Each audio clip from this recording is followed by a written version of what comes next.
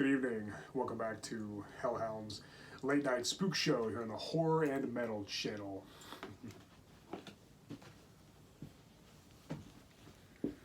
I'm a Hellhound, and you are watching Loathsome Lore episode 36. Yeah, I've got quite a bit of new stuff recently, so let's go and take a look. Some of these things I already had for a while, but I figured just include them because they're related to some of the items I got, and I don't know when I'm going to show them in another video, so I went ahead and figured just go ahead and take a look right now, and then if I ever do get to show them in a future video, it'll just double dip a little bit. I was supposed to get a book as well. It was actually Highway Star, the autobiography of Ian Gillan, lead singer of Deep Purple, and briefly Sabbath. But it hasn't come yet, so I figured, hell with it, I'll just go do the video now. Maybe I'll show that in another video in the future. So yeah, we got some comics to look at, some books, some DVDs, Blu-rays, vinyl records, and CDs. So let's go and get started. All right, first let's look at the DC stuff. I got some Superman recently. Here's Superman Volume 2, Issue 13. Yeah, I got a little bit of DC stuff. Here's 15. And 87 with Bizarro on the cover. To see the rest of my Superman collection, check out my Superman collection videos, parts 1 through 5. Yeah, I got tons more Superman. Those are just some of the recent ones I got. And in my Green Lantern collection video, I mentioned I'd be getting these Emerald Dawn comics. It was kind of like the reboot with the post-crisis DC continuity. Yeah, there's Emerald Dawn issue 3 and Emerald Dawn issue 4. Yeah, I highly recommend these. They're a really good read. I have them all in a collected edition. Green Lantern Hal Jordan Volume 1 or something. This is actually Emerald Dawn 2, issue 4. Sorry, yeah. Emerald Dawn issue 3 and Emerald Dawn 2 issues 4 and 6. Yeah. Yep. Pretty cool stuff. There's 6 issues for each of them. And speaking of Green Lantern, I also got this Beware My Power.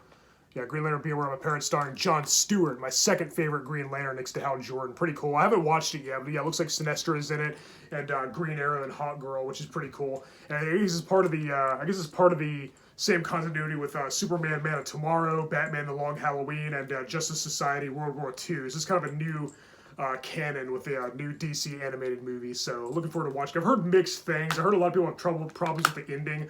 I don't know. I haven't seen it yet, but I'll let you guys know.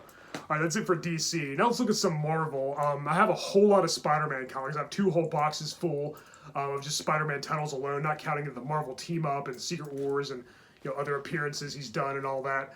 But very good to show this again. I think I showed this in another video. It's a reprint. It's the Marvel Masterworks version of Amazing Spider-Man issue 1, signed by Stan Lee. Yeah, Stan Lee's signature's right there. There's a certificate of authenticity. Yeah, I will do a Spider-Man collection video at some point, but I don't know when I'm going to get to that because it's going to be a very tedious chore. It's going to take a lot of efforts. It's going to take a lot of work. It's got to haul all the boxes in here or do them out there or wherever. And it's just going to be a big task. So I figured I'd show some of my favorite ones here. And I actually got this one somewhat recently. It's Amazing Spider-Man issue 39, where Green Goblin first reveals that he's Norman Osborn. And so right after he discovers Spider-Man's secret identity as Peter Parker. So it's a good read. This is a very iconic milestone issue right here. Yeah, Amazing Spider-Man 39, one of my favorite Spider-Man stories. And I've had this for a while, issue 18, with the Sandman on the cover. This is one of the oldest Spider-Mans I have. These are all originals, by the way. That issue 1 of Stan Lee's autograph was a reprint, but all these other ones are originals. And here's one of Doc Ock, yeah, issue 56. Yeah, I'll show all these. I'll go into more detail when I get to my Spider-Man collection video. I've had this for a while, issue 122, featuring the death of Gwen Stacy. Actually, this is right after the Gwen Stacy died in 121. This is where Green Goblin dies. Yeah, Norman Osborn meets his demise. And then also here's 238. I did get this recently. This is the first appearance of the Hobgoblin. Yeah, very first Hobgoblin. Him and Spider-Man don't face against each other until the next issue, 239, but we do get to see Roger Kingsley. It doesn't reveal it's him till way later, like over a decade later, but in this one it shows how a mysterious assailant becomes the Hobgoblin when he finds the Green Goblin's, one of the Green Goblin's hidden secret lairs and all his weapons and stuff. And I've talked about this before too. It's the first full appearance of Carnage, Amazing Spider-Man 361, Carnage Part 1. All right, this is it for Spider-Man. I also got some Thor recently. Yeah, here's issue 120. Yeah, I was on kind of a Thor kick lately. I guess seeing Love and Thunder got me in the movie. I thought Love and Thunder was kind of a good movie. It was stupid as hell. And it had a lot of problems, but it was fun. You know, it was harmless, dumb fun. You know, I had a good time in the theater. It was just a good way to turn my brain off. And I think there's enough serious moments, so I kind of liked it. Yeah, here's 153. Yeah, Thor issue 272. Yeah, I've always wanted this one for a while now. I finally have it. Yeah, 400 and 450. Yeah, I got a lot of Thor lately. The Mighty Thor. Oh, here's 457. It's another one I got somewhat recently. All right, then also got some X-Men. Here's 161. Yeah, Uncanny X-Men, 161. 256. With the Mandarin on the cover. Iron Man's arch nemesis. That's pretty cool. Yeah, Psylocke. There's 284. Sorry, I know the video is boring now, but I'll go into more detail when I get to some of the other stuff. But just when it comes to comics, I don't want to spend too much time because I don't want this video to be way too long. Then I got some Wolverine. Marvel Comics presents Wolverine, issue 57 with the Gray Hulk. 59 also with the Gray Hulk and the X-Men. And 60. And I got these Wolverine trading cards. I used to have these back in the early 90s. These are from 92, so bring back a lot of memories. It's really cool to have them again. Yeah, Wolverine trading cards. From then till now. Yeah, the Mirage versions. I got a bunch of old trading cards, but none of them are still in the wrapper, except for these. Here's some more Marvel Comics. I talked about these a little bit. Not these exact issues, but I looked at some other issues in my last Loathsome lore. Here's Tomb of Dracula 54. Also have a few others I looked at in my last Loathsome lore. Then Werewolf by Night, issue 21.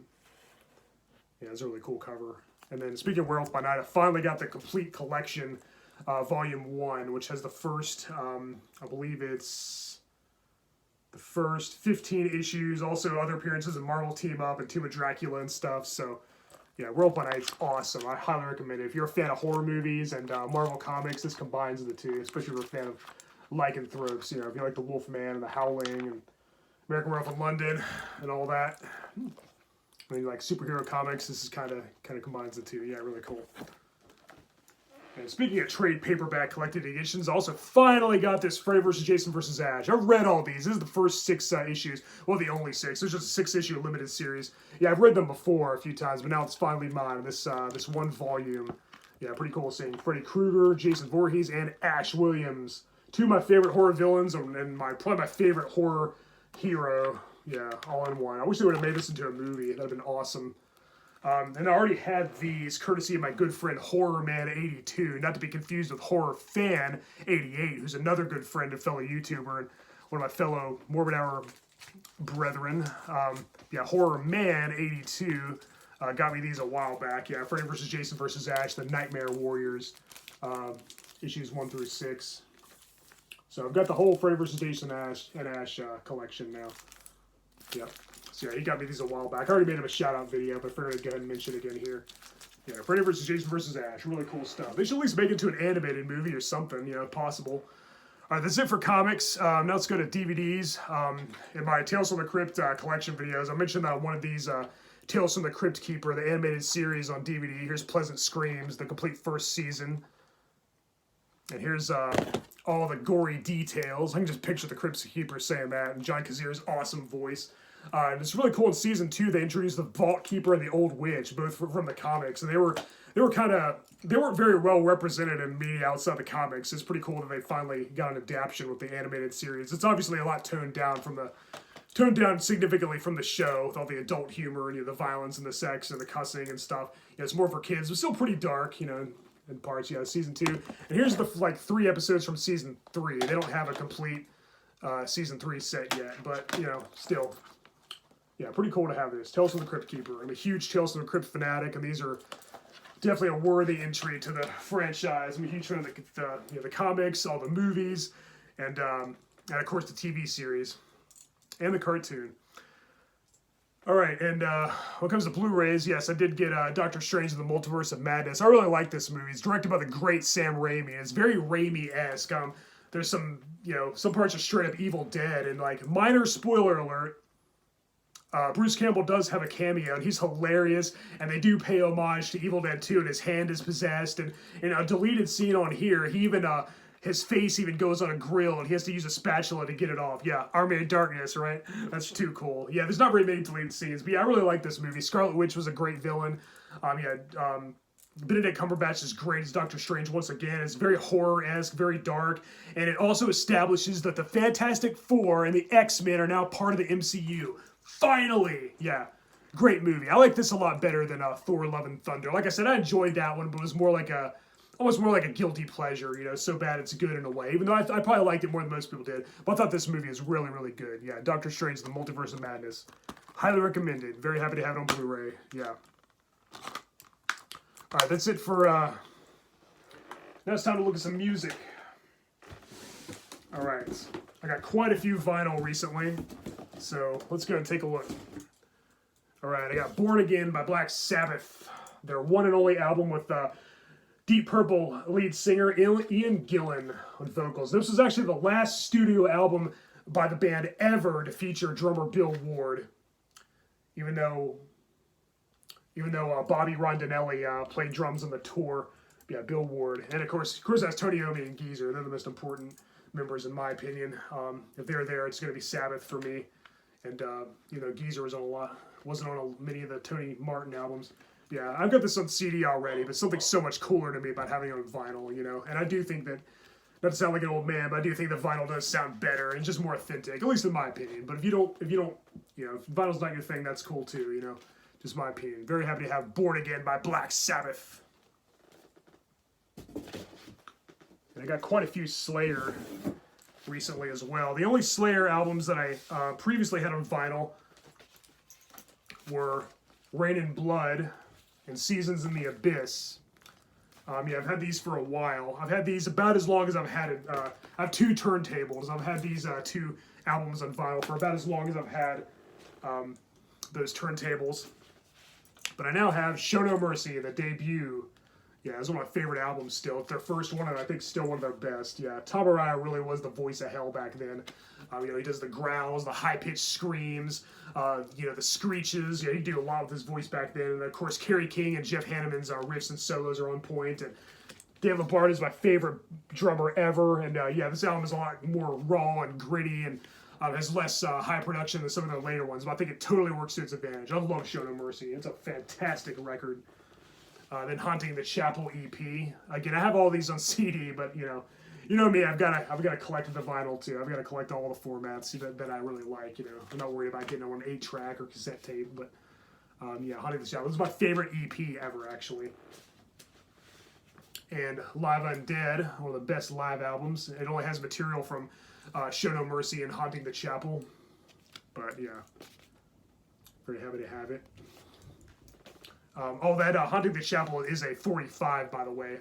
Obviously, since it's an EP, yeah, it is a 45. So if you buy it, make sure to switch your turntable from 33 to 45. And Hell Awaits. Oh yeah. Yep, very happy to have these on vinyl. Freaking Slayer. All right, what's next? All right, so Anthrax.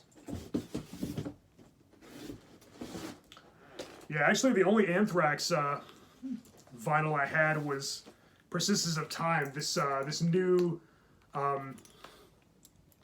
like 40 year anniversary edition or something. It's got a lot of bonus tracks. It's 4 discs, 4 records in here. There's 4 records in here. Yeah, Persistence of Time. It's one of my favorite Anthrax albums too, actually. And it's a pretty cool vinyl set. Yeah, that was the only Anthrax record I had until recently when I got Fistful of Metal, their debut, their only album to feature vocalist Neil Turbin and bassist Dan Lilker. It's one of their heaviest too, actually. Yeah, great album. I think it's kind of underrated. And also have, and those are reissues, by the way, but I have an original of Spreading the Disease. Yeah, an OG of Spreading the Disease, the first album to feature singer Joey Belladonna and bassist Frank Bello. This is probably my favorite Anthrax album, quite possibly. And yeah, I'm very happy to have it on vinyl. Yeah, Spreading the Disease. The Enemy is probably my favorite song. All right, next up is Megadeth. Yeah, the only Megadeth vinyls I had were, well, their best two, Peace Sells, But Who's Buying? And Rust in Peace, yeah. Yeah, those are the only Megadeth records I had. I got the very best. And I don't see any other records in stores by Megadeth at my two local record stores, except for Risk. And Cryptic Writings, okay, yeah. This is one of their weaker albums, sure. It's not nearly as good as Peace Sells or Rust in Peace. And I wouldn't even say it's as good as Countdown to Extinction or Euthanasia or Killing's My Business or So Far So Good. But I kind of like this album. It's nostalgic for me. The first three tracks, Trust, Almost Honest, and Use the Man, really remind me of the good old days back in the 90s. These remind me of, a more innocent, more simple time, the 90s is a fun time, And again, it was on sale. It was very cheap. I thought, why not? I will listen to it, Of course, I totally acknowledge that it's not as good as their other albums, and it is way more commercial sounding, way more radio friendly, less heavy, more easy listening. And I do agree with the people that say this is basically like to Megadeth as the Black Album is to Metallica, but I'm not sick to death of these songs. I don't ever need to hear Inner Sandman or Sad But True again, but I don't mind listening to songs like Trust. I'm not sick of it yet, though. Yeah, I know this is kind of their sellout album, but like I said, it's not terrible. I think it's just kind of more mediocre and kind of like a guilty pleasure. But hey, it's harmless. It's enjoyable enough. Yeah, Cryptic Writings by Megadeth. Kind of underrated, but I totally see all the criticisms. Believe me, they're totally valid, and I even agree with them. But like I said, kind of nostalgic. All right, what else we got here? I got this today, actually, along with that Black Sabbath Born Again vinyl at my local record store. I got this Queensryche EP, and this is one of the first things they ever did as a band. It's still one of the best things. Yeah, Jeff Tate's high notes, his powerful vocals, his awesome pipes are on point here, as is Chris DeGarmo's guitar playing. Yeah, everybody did great. It has my favorite song by them, Queen of the Reich! And, of course, Lady Wear Black, and then Blinded and Night Rider are really good, too. Yeah, Queen of the Reich is still my favorite Queensryche song. It was one of the first songs they wrote together as a band, and still one of the best. So, yeah, very happy to have the Queensryche EP. This is an original, too, obviously. It's not in the best shape, but the record still sounds great. I already listened to it already, and it still sounds killer. Yeah. Love me some Queensryche. I'm very happy to have this in my collection. I didn't have any Queensryche on vinyl. Now I do. Also didn't have any Saxon on vinyl. I've been really getting to Saxon lately. Of course, we have the cool trilogy, Wheels of Steel. Yeah, what I consider a really cool trilogy. This is their second album, Wheels of Steel. Strong Arm of the Law. Strong Arm of the Law. And Denim and Leather. Brought us all together. Yeah, I really like Saxon. I really have been digging them lately. I kind of been on a Saxon kick. There's no denying that Biff Byford is a fantastic vocalist. He can hit the high notes, the lows. He does the vibrato. He sounds great live, too. When you watch his videos on YouTube, he sounds just like he does on the album. And I also think that Graham Oliver and Paul Quinn are very underrated guitarists. Their melodic solos just get me pumped every time. Then, of course, I also have Power and the Glory by Saxon and Crusader. Yeah, I know these aren't their best. They're a little weaker, but I still think they have some pretty good songs on them. I think a lot of people are too hard on them. I'm not a huge Saxon fan. I don't think that, too many of the albums I heard are like straight up flawless 10 out of 10 masterpieces or anything. But pretty up there. Some of the songs are. I think probably my favorite song is 747, Strangers in the Night from oh my gosh. From this one, Wheels of Steel. My gosh, I couldn't think of... Yeah, I love that guitar. I love how it plays that awesome guitar solo like 3 or 4 times. So cool. Oh, it's so cool. It just gives me pumped. Yeah. So yeah, I don't highly recommend Saxon. I think they're, better than some of those other bands that they kind of get unfairly lumped into. I do kind of prefer them to Def Leppard. Again, I'm not really big into the whole like arena rock, like borderline hair metal, power metal stuff, but I thought their stuff in the 90s was pretty good too. And Graham Oliver left. It was replaced by guitarist Doug Scarrett, who's also really good. And I do like Unleash the Beast. I got this on CD now. Yeah, it was a lot darker, a little heavier. They did break free of that whole like good time rock and roll, you know, motorcycles and you know victorious championships and stuff. And it's a lot darker, you know, and a lot almost borders on goth rock a little bit. And yeah, Biff Byford's vocals are still on point. Yeah, Unleash the Beast. The first album featuring Doug Scarrett replacing Graham Oliver. Then, of course, Graham Oliver and the bass player, Steve Dawson, I think was his name, formed another band called Saxon. Then they were forced to change it to Oliver Dawson Saxon or something, ODS. So, and there's also Metalhead, another one of their 90s albums that you really got. I might like this one even better. It's very experimental. It sounds nothing like 80s Saxon. But that's kind of what I like about it. When a band branches out and like tries to break free of who they were as the 80s, in the 80s, it's like the ultimate test whether or not that they, you know, they can do something like that. And I think Saxon succeeds at that. So I know that a lot of these albums have, you know, some mixed reception. Some people say, oh, they sound nothing like their 80s stuff, but I kind of like it. I think it makes them more diverse. You know, some bands turned into something else that I didn't like in the 80s. But as far as Saxon's concerned, I think Unleash the Beast and Metalhead are pretty cool albums. Really sick cover art too, right? Yeah, I'm glad to have them on CD. All right, guys, I think that is it. Like I said, I'm also waiting for that Ian Gillan autobiography book to get here, and I'll let you guys know what I think of that. Did you guys get anything cool lately? What do you think of Saxon? You know, what do you think of Doctor Strange and the Multiverse of Madness? You know, yeah, let me know in the comments below. As always, thank you for watching Hellhound's Late Night Spook Show here on the Horror and Metal channel. This has been Loathsome Lore 36. Till next time, later.